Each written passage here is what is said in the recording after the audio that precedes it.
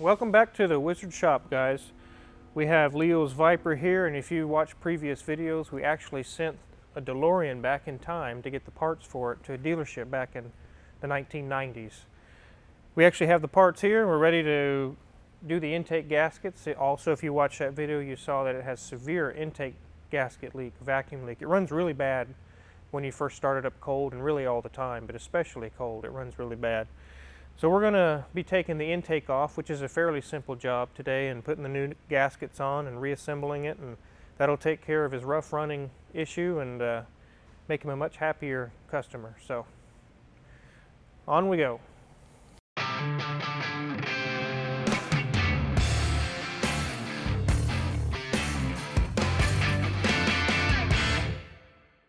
Okay, so here we are, we got the hood open, we're ready to take the intake off. The first step that's really going to make life a lot easier for you is we need to take the wipers off and take the cowl off here.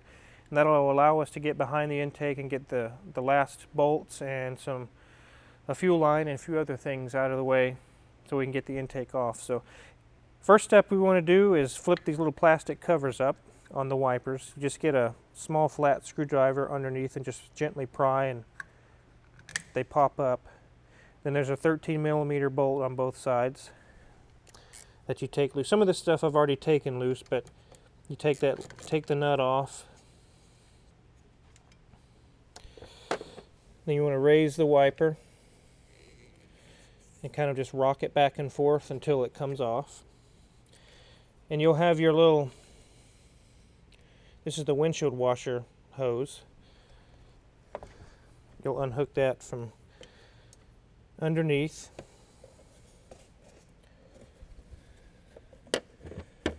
Which is right here. Pull it through. So these wipers have an L and an R, they're already marked. If yours are missing the stickers or whatever, you can get a paint marker or something and mark it. So this is the left, we'll set that aside. Same thing to this side. I've already got these loosened up.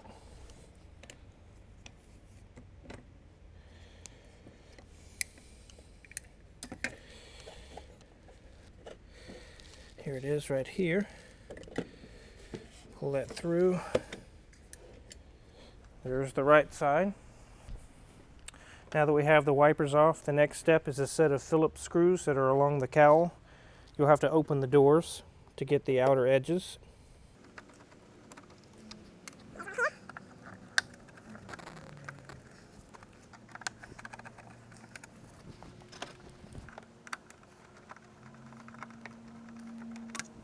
Now we'll be able to lift the cowl. It just comes straight off. Now with the cowl removed, you can see that now we can reach down in here and access a lot of things. And also, if you ever have to do ignition coil work or any other kind of work back here, as you can see, it's not very hard to take the cowl off. Once you get it removed, you got a lot more room. So first thing we're going to do is, as you see these little injectors here, we're going to go ahead and pull the connectors off. There's no tabs or anything to press. These are just pull types. You just pull them.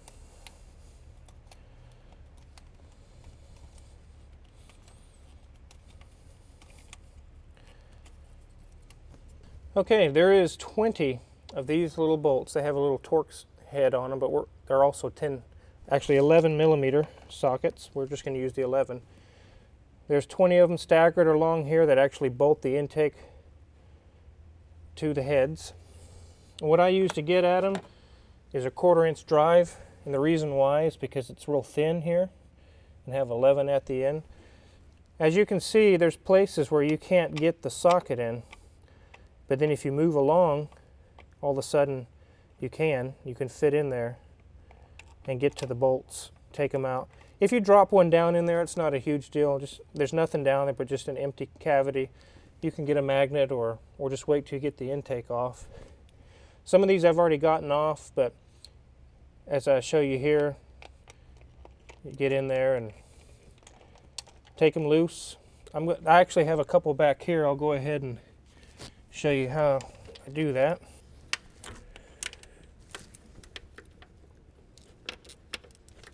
Okay.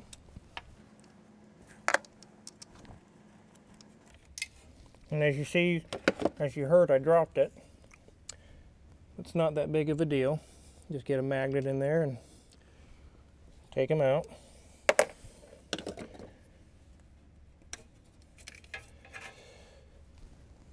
This right here is a fuel line. Most cars have a fuel rail. It's like a tube shape to run fuel to the injectors. But on these early Vipers, the intake actually has the fuel rail built in. They feed fuel directly into the intake, and there's a channel along there that feeds all the injectors all the way across. So we just need to get that loose. And let me get my flare wrench.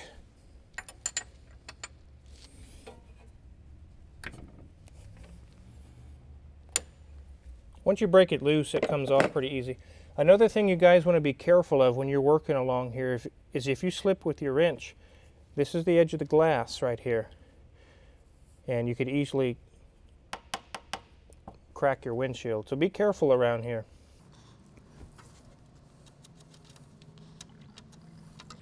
There's the fuel line.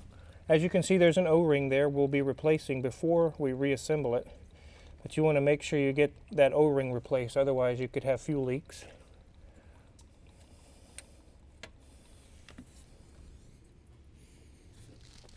There's a little bit of fuel that leaks out, but not a whole lot.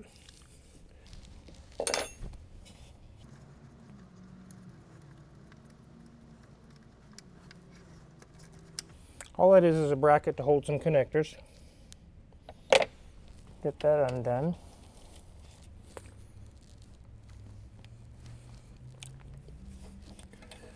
That's pretty much it back there. So back here, what you're going to really need to get to is this last bolt here that mounts the intake to the head, your fuel line, this last connector here, and this bracket. Those are hard to get to with the cowl in the way. We'll go ahead and undo this map sensor. This vacuum for the booster. Oh, it's already wanting to come loose. Okay. Now we're going to take the throttle cable off.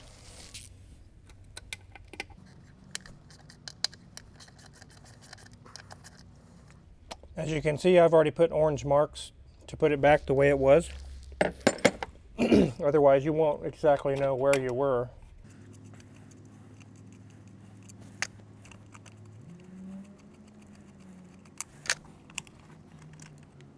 I'll lay that aside. Now we're going to be working our way up to the front. There's a few connectors and some hoses and things to unhook up here. Here's the throttle position sensor. There's a little vacuum line here. There we go. Idle motors right here. Unhook that. It'll come off with the intake. Go ahead and unhook the air hose that feeds the idle motor.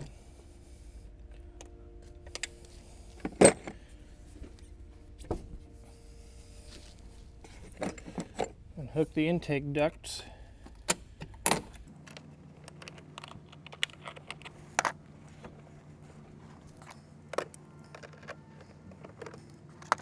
We'll take those off as soon as we lift the intake. There's a vacuum line right in the center here.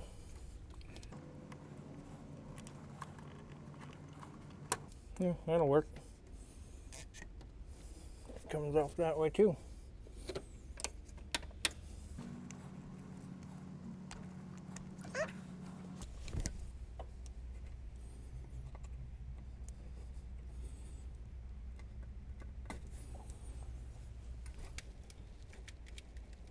There we go.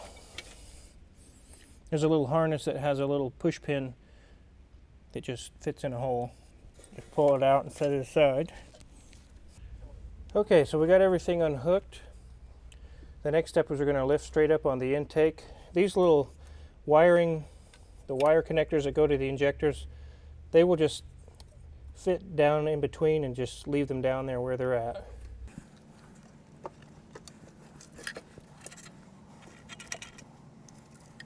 There's one gasket.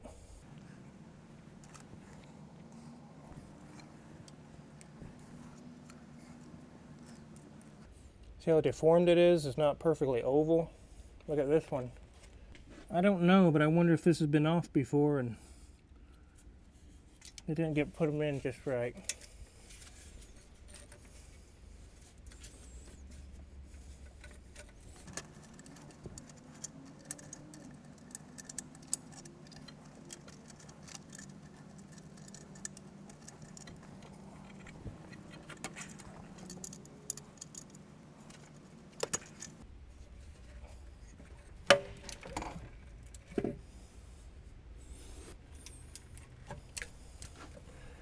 Get these last little clips off of here.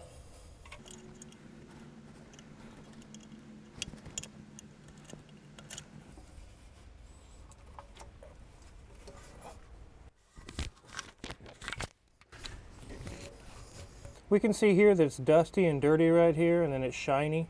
That's the very tiny area that the gasket was sealing. And see how dirty it is there?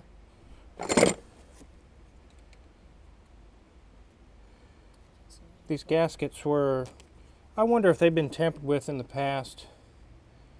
I mean, they look like they were put on wrong or something, but they were just leaking vacuum really bad, especially right here where it's dirty. And here, and here. You don't see that over here. These are shiny. But when you come back to these over here, you can see where they were not sealing. In our previous video, we did the smoke test and there was smoke pouring out on this side, and that's where it was pouring out here. So, we'll put new gaskets on and reassemble. So I've got a rag down here soaking up some of these liquid that spilled and fuel. You want to go through and clean, get some brake cleaner on a rag and clean the mating surfaces. If you're going to be doing this job and you got to this point, you're going to stop for the night, you want to get something to cover this over, because stuff like this and falls down in there and you can create serious damage.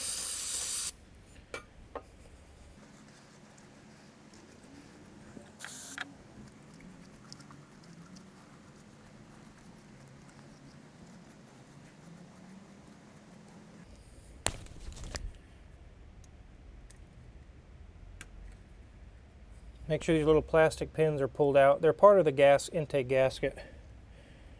You don't want to leave them behind because you're going to be reusing those holes.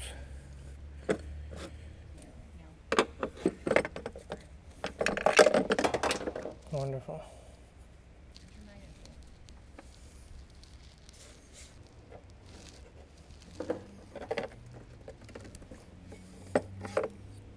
This is a handy dandy tool that I use a lot. It's a little mechanical fingers, I guess you call them. I'll put those on my Amazon affiliate page. If you drop a bolt or a screw somewhere, you can reach down in there and pick them up. It's pretty handy. So these are the gaskets that we sent the DeLorean back in time to get. And we finally got them here. Here's these little white pins that go into there's little holes. Just like so.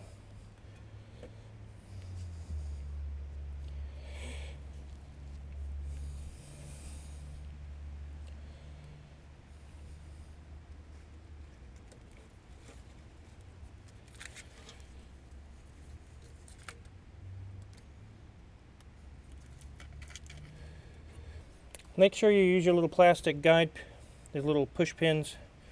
Maybe that's what happened on the last installation, is one of the pins were missing and they just went ahead and went with it. The gasket got misaligned and never did seal up right, so it's a possibility. So we got the old O-ring off of the fuel line. I just use air conditioner O-rings on most everything anymore, that if I don't want to go back and mess with it again. A lot of times I get these little packs of grease into a part that I don't really even need the grease, or I have my own grease, so I save them. And they're perfect for little jobs like this. Put it on the O-ring there. Now we'll go clean the intake off.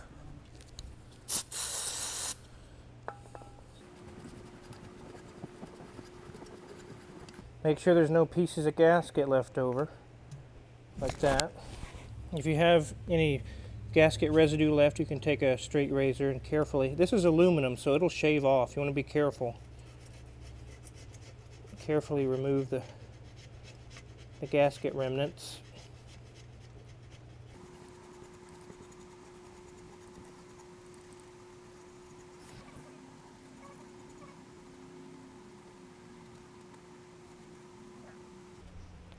When we go to set this in here, just kind of set it like that at an angle. We're going to run our wires back through and get all of our wiring hooked back up.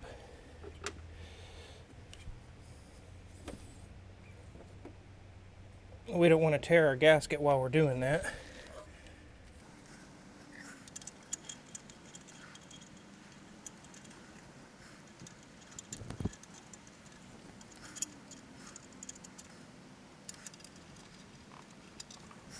We'll put all of our little push pins back in. There's little, like I said, there's little holes that they go into right next to the bolt holes. That one goes back there.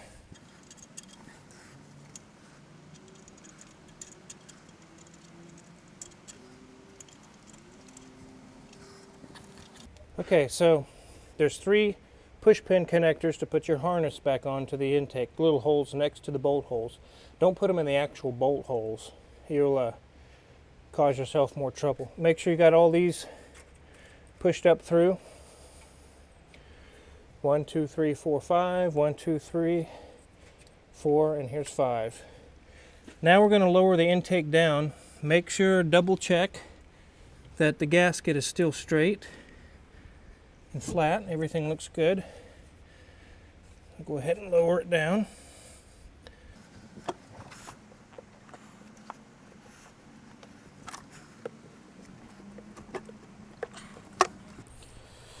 If you have to make any adjustments to your gasket, you can lightly lift up on it and use a long screwdriver.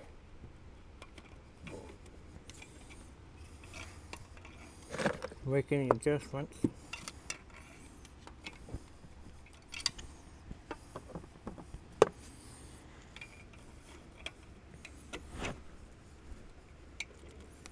Make sure that all your bolt holes are lined up with the gasket as well as the intake bolt holes. So we got everything lined up. All the gaskets are perfectly lined up. All the holes are lined up.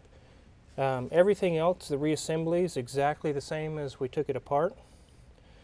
And I'm going to show you a couple little tips and tricks. But as far as the reassembly, for time purposes, it's just basically exactly the same as it took apart. One of the tricks, the paper that the gaskets came in, I like to reuse it. It's kind of thick. Take a piece of it off. The bolts that we're going to be putting back into the intake, it would be difficult to get them down in there, so I put them over the top of the bolt, push it into the socket. It's locked in there.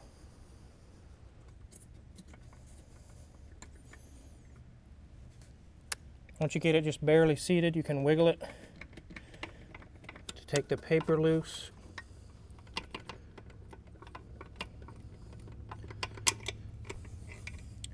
It will leave little bits of paper down in there, but you can take an air gun and blow all that out and get it out of there.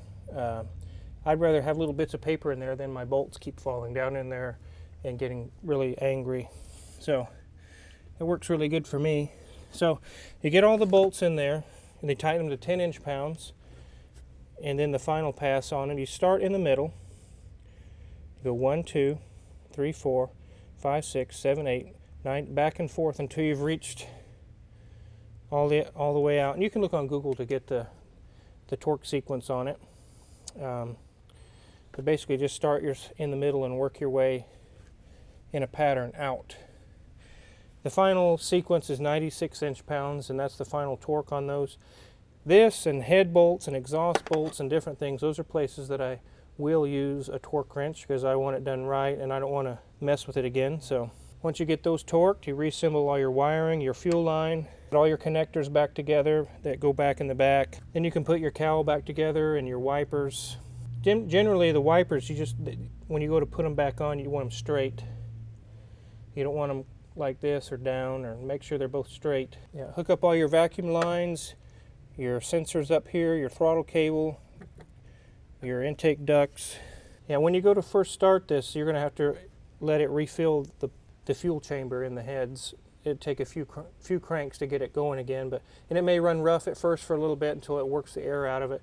As far as I can tell, there's no return line on the fuel system, so you have to let it push the air through the injectors, and it'll run rough for a little bit and then it'll clear up. Once we get this one back together and going, it's going to run a lot smoother, a lot better. As you saw on the old intakes, they weren't even put on right, and as you can see, they're hard to put on. They can be, even with the little locating pins, the gasket wants to try and tear or fall down. Just take your time, and like I did, back and forth, and make sure you get them lined up before you put bolts in. So this will make a happy customer, a smooth running engine, and no more smoke test failures. Well, that sums up intake gaskets on this is a Gen 2 Viper, but it's the same on a Gen 1 Viper. It's the same thing. It can be kind of tough, but at the same time it's really simple. These engines are really simple to work on. I'm really pleased to be able to do this for Leo. He's going to be back here pretty soon from overseas for his tour of duty, and he's going to get to drive his cars. They're going to be up running and running a lot better. So check the Amazon affiliate page, and if there's anything there you see that I use, you can purchase it, and it'll help you out in your mechanic endeavors as well. Thanks to all the subscribers. You guys have been subscribing. I really appreciate it, and been really nice in the comments. I really appreciate that as well. And also, we have t-shirts for sale. We've sold quite a few already. You can click the link on the video and check out. There's mugs and shirts and all kinds of different things. It says Car Wizard on them. So I didn't get to go to Tyler's Vietnam wedding and celebrate in his reception there, where he did some karaoke, if you watched his video. So I think I'll do that now. That's cause for celebration.